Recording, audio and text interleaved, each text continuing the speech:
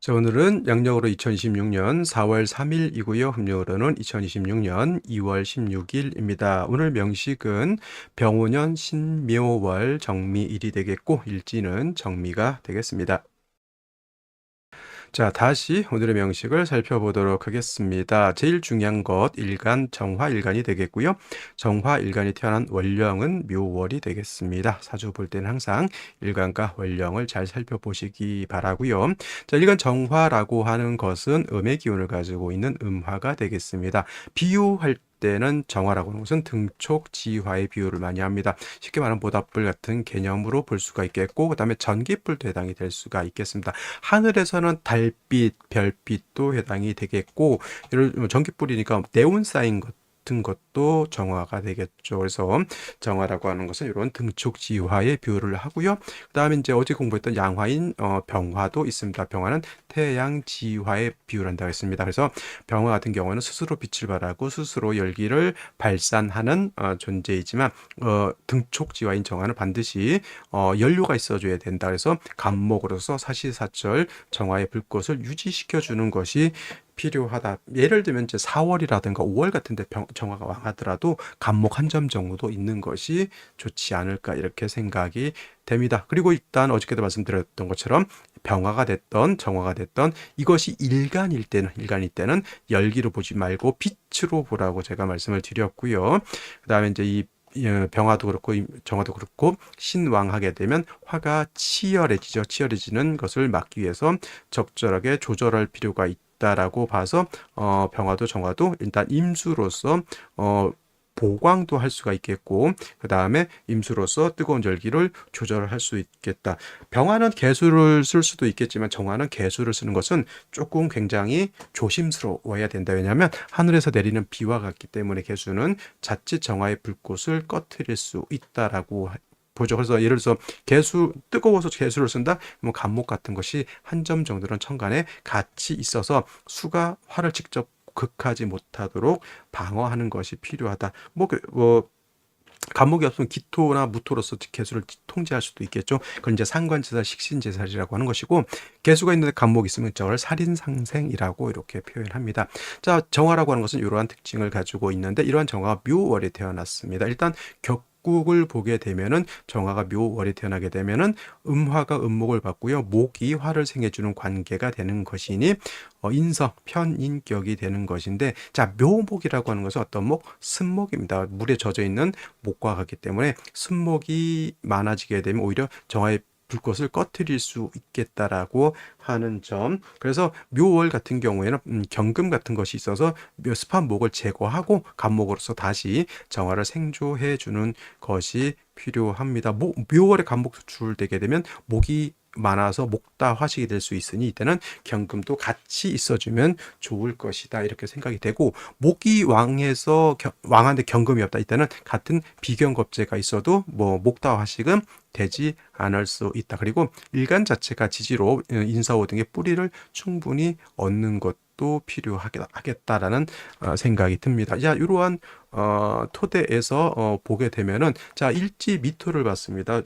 정미 일주가 되겠죠. 건토입니다. 말은 건토가 되는 것인데 월지의 묘목과 묘미 합 목이 되죠. 그래서 인성이 좀 더 왕해진다라고 볼 수가 있는데 연지에서 오화를 보고 그다음에 겁재인 병화가 천간에 투출되어 있습니다. 자, 일간 정화가 약할 때는 예를 들면 신월이라든가 유월이라든가 해자월에 태어나서 일간 정화가 약할 때 병화 보는 것은 이것은 도움을 받을 수 있지만 일간 정화가 묘미 목 국을 형성하고 오화까지 있어서 정화 자체가 어느 정도 신화한 상태에서 병화를 보면 저는 탈광되는 걸로 봐서 비경겁제 병화가 천간에 투출되는 것은 썩 좋아 보이지는 않습니다. 신금이 있어서 이렇게 병화를 묶어놓고 있다라고 하는 점은 나빠 보이진 않죠. 일간 정화 신금을 극하고 그러진 않아요. 여러분들 잘못 생각하고 있습니다. 이런 거는 신금이 병화하고 이렇게 묶여 있다라고 하는 점. 근데 이제 문제가 뭐다?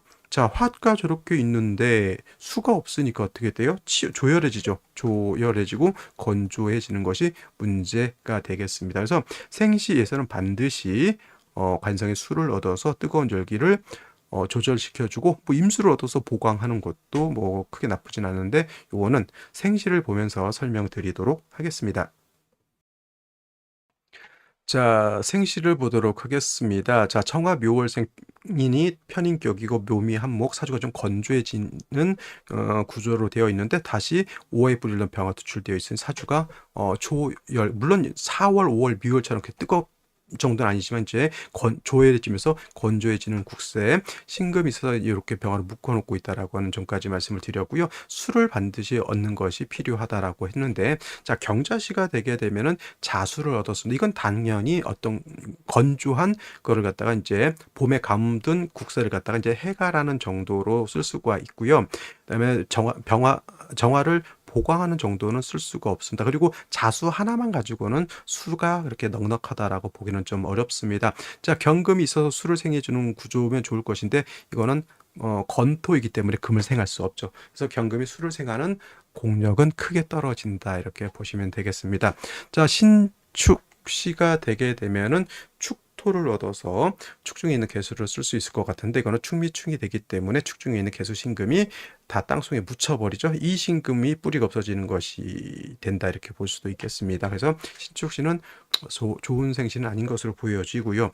임인시 같은 경우는 임수로서 보강한다라고 하는 개념인데 임수가 지지 뿌리가 있어요, 없어요? 전혀 없습니다. 이제 거의 목화죠, 목화. 목이 좀 많아 보이고 임수가 뿌리가 없는데 얘는 병신합, 얘는 정임합. 병신합 수가 되는 것이 아니고 정임합 목이 되는 것은 아니고 서로 뭘 하고 있다? 해질 하고 있다, 탐합하고 있다 이렇게 사주가 굉장히 좀 혼탁하다라고 볼 수가 있는 것이고 계묘시도 마찬가지로 뭐 개수이긴 한데 개수가 뿌리가 없습니다. 이건 크게 의무 있는 생시는 아닌 것으로 보여지고요. 갑진시 같은 경우에는 이제 진중에 있는 개수 하나 이렇게 쓸 수가 있는 겁니다. 여명 같은 경우에는 뭐 이게 금순으로 가다 보니 한번 생각해 볼 수도 있는 생시이지만 그렇게까지 자 일단은 경인대운까지는 진중 개수 가지고 버티고요. 이렇게 신축 무자 정에 갈 수 있습니다. 무자대운 때는 당연히 고 좌우중 되는 거 살펴봐야 될 것 같고요. 병솔대운 때 수기가 부족합니다. 그리고 뭐 이대운 때는 뭐 수가 이렇게 많을 필요는 없으니 한번 고려해 볼 수 있는 경자시와 더불어 여명은 한번 생각해 볼 수 있는 생시라고 보여집니다. 남자도 이 대운 때가 수기가 좀 많이 부족한 단점이 없잖아 있다 하더라도 어차피 이때는 금수운이니까 무술되는데 당연히 수가 부족한 면이 있죠. 하여튼 진시도 제가 봤을 때는 한번 진중 개수를 믿을 수 있는 정도는 되지 않을까라는 생각이 듭니다. 을사병호 정미시 수기가 전혀 없습니다. 이건 뭐 이렇게 합을 했으니 어떤 분들은 이제 화로 종한다, 목으로 종한다 이렇게 말씀하실 수 있는데 내가 진짜 웬만하면 종격으로 보지 않는 것이 더 좋겠다라는 생각. 무신시 같은 경우에는 신중에 있는 임수를 쓸 수 있지만 또 역시나 신중에 있는 임수를 얻은 것은 좋지만 무토 투출하게 되면 어떻게 돼요? 또 사주가 또 건조해질 수밖에 없다. 그래도 수가 필요하다는 입장에서는 예를 들면 을사병호 정미시 이민계묘시보다는 그래도 무신시 신중 임수를 얻는 것이 오히려 좋게 볼 수 있습니다.